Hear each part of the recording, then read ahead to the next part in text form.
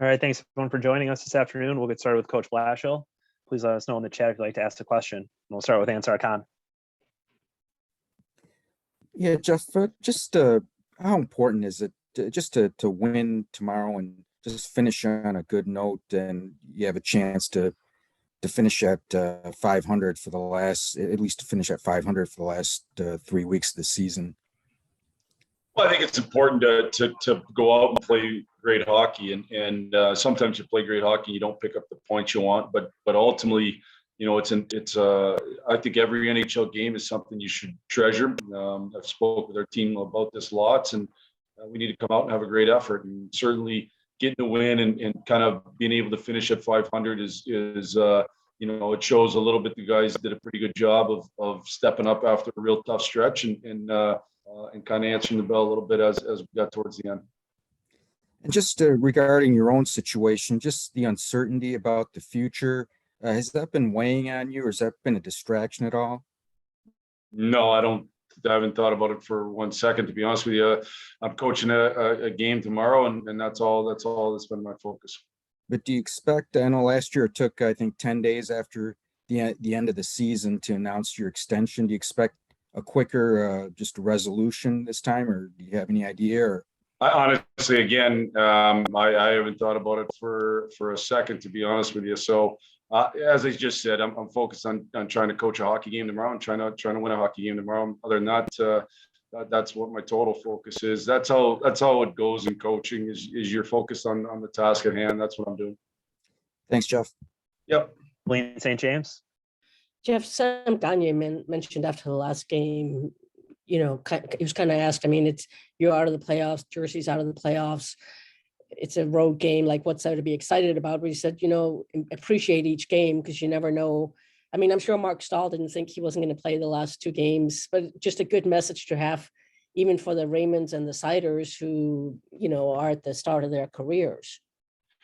I've talked with our group about this lots, and we have good leadership that have talked amongst them. Like, every game in the NHL is special, and every game matters, and that's why they celebrate so extensively when you get to 1,000 games as a player, because it doesn't get achieved much, and that just shows you how hard it is to rack up a number of games in the NHL. And nobody knows what tomorrow brings. So, we've all seen that over the course of the last 3 years is tomorrow can look really different just from one day to the next, whether it's your own personal situation, injuries, careers, all that type of stuff. We've had to go through a pandemic with a season shut down. So I don't think you ever take a day for granted in life. And I certainly don't think you take an NHL game for granted.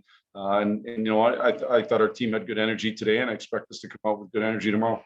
And is it also maybe just important to focus on, things have kind of gone on a slide, the past 2 months, but how much progress there was really until the middle of February. You guys were still above 500. Yeah, one of the things that we were able to do is stay in the playoff race way longer than we have the past few years, and I think that also when we kind of fell out of it, I think that sucked the life out of us for a little bit. It took us a little while to recover, but I'm okay with that. I'd rather try to we talked about it. We talked about catching Boston. We talked about those things to try to push us to get to that next level, and unfortunately, we weren't able to get there. But certainly the fact that we showed signs of pushing, and we showed signs, that I don't think we were ever totally healthy necessarily because of the Verana injury all year. But when we were a fairly complete team, we could be a real good hockey team. And I think we're just going to continue to grow, especially if you look at the number of young players that moved into real prime positions. I just think those players are going to continue to grow. And anybody coming back, I guess, would Ernie be the only option from Tuesday night who might be available tomorrow? Everybody else, yeah, I think. Yeah, Bert's obviously back, and then Ernie will not be available tomorrow, but Bert is back. Yeah. Thank you. Yep. Bob Duff.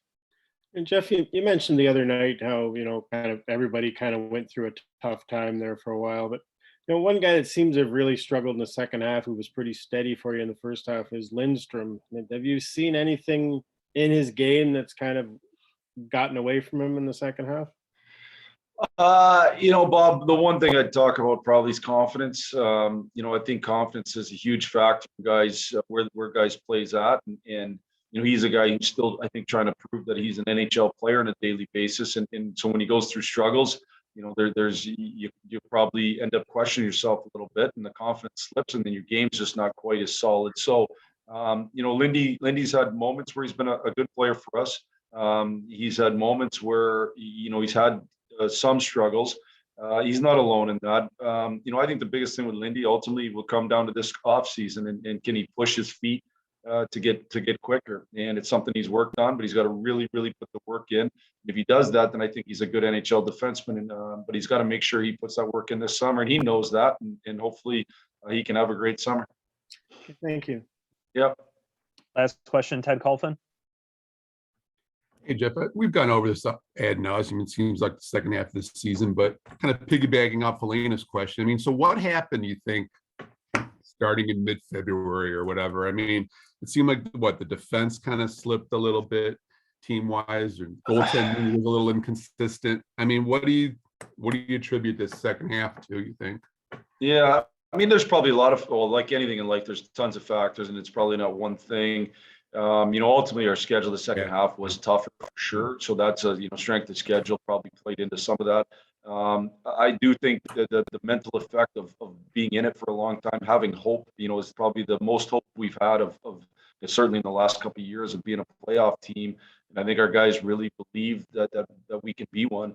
And then when that got when it became clear we weren't, I think it took the life out of us for a little bit, and we didn't play with that same extraordinary passion that I thought we had played with at the beginning of the season. And for us to be good right now where we're at, until some of these young guys continue to develop, until we continue to add some players, we had to play with that real extraordinary passion, that real extraordinary commitment. And we lost that for a stretch. And again, some of that just the human element of kind of realizing you're out. And so when we don't play like that, we're not a good enough hockey team. We played like that, we're a real good team. Certainly, I don't, our chances against were too high throughout the season. Probably even when we won by being a good attack team, being on the puck and playing in the O-zone when we played our best. And when we had to defend a lot, we struggled to defend most of the season, and that caught up to us the second half when we didn't have quite the same energy, and when we played against better teams. So to me, it was a combination of things, and then certainly was unfortunate, but I also think, you look at the year as a whole, and as you kind of sit back and look at the year as a whole, there were some good things and some not good things, and the good things we're going to make sure we build on. Segueing off that a little bit, has this season been a grind? I mean, you figure you got, even those 3 weeks in February, you guys had games and practices and whatnot when you may have had an Olympic break or whatever. It just seems like it's been a long season. Have you kind of felt it, and the guys have felt it mentally and physically, you think?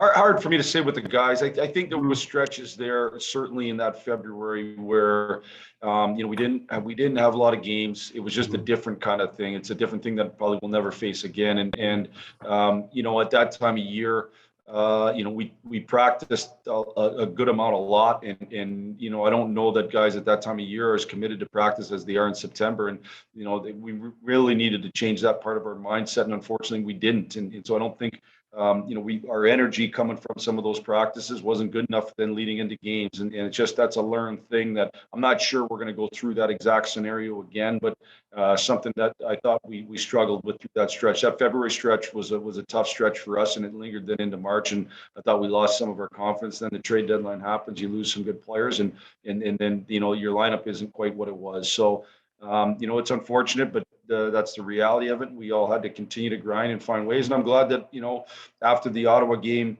in Ottawa, the second one, I thought we came back and we did a pretty good job of increasing that sacrifice and that commitment again. So good stuff. Thanks, Jeff. Yep. All right. Those are